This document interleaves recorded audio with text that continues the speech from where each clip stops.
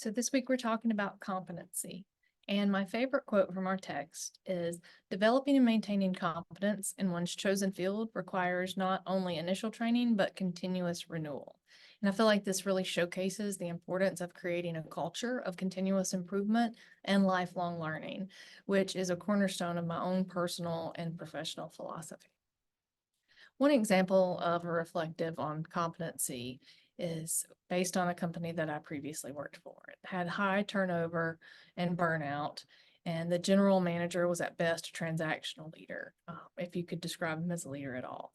He was incompetent in every leadership area, most other areas as well.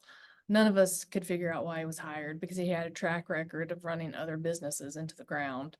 He was a complete tyrant. He was abusive. He would, berate you in front of everyone for doing what he had asked a week before, that all of a sudden he had not said to do it that way. It was no surprise nobody had any confidence in his ability, and everyone was looking for other jobs. No one was satisfied. His motto, whenever you had a suggestion for improvement, or if you had a question about a policy, or, why things were the way they were, well, just be glad you've got a job. And that just further reinforced his ignorance and emotional incompetence. There was just no trust in him. He did nothing to provide us, even with our basic needs of, security, and definitely couldn't get to belonging. That's not with him.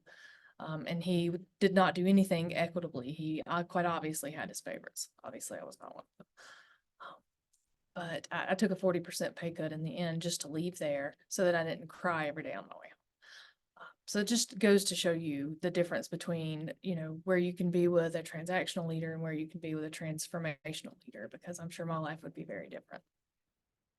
From the assigned article, I feel like the potential growth takeaway for me is based on empowerment. And I need to better trust that the people I have around me are capable, fully capable. I know this because they're all very bright, to do something, and that I can relinquish that control and let them do it and trust that it will be done correctly and well. The student article that I selected was understanding the relationship between school leaders and emotional competence in their transformational leadership. And it discussed the connection between emotional competence and transformational leadership, and how emotions play a crucial role in effective leadership. And they found that they actually do share common elements. And using emotions effectively in social situations was actually something that could be developed over time.